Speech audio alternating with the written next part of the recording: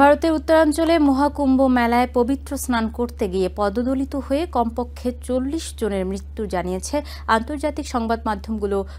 বুধবার বিকেলে রয়টার্স জানায়, পদদলিত হয়ে মারা যাওয়া ৪০ জনের মরদেহ হাসপাতালের মর্গে আনা হয়েছে, যা আরও বাড়বে বলে আশঙ্কা করা হচ্ছে। মৌনী অমাবস্যায় গঙ্গা, যমুনা এবং সরস্বতী নদীর মিলনস্থলে পুণ্য স্নান করতে গিয়ে এ ঘটনা ঘটে। দুপুর পর্যন্ত হতাহতদের উদ্ধার করে স্থানীয় মতিলাল নেহেরু মেডিকেল কলেজ হাসপাতালে আনা হয়। সরকার এখনও আনুষ্ঠানিকভাবে হতাহতের সংখ্যা ঘোষণা করেনি। কর্মকর্তারা জানান, বুধবার ভোরে সূর্য ওঠার আগেই পবিত্র স্নানের জন্য আসা দর্শনার্থীরা অতিরিক্ত ভিড়ের কারণে হুড়োহুড়ির মধ্যে পড়ে যান।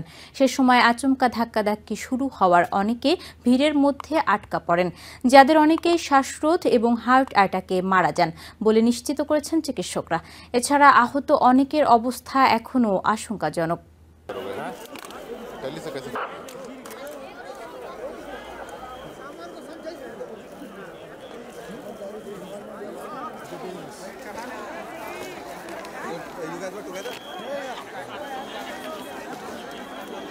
निशान है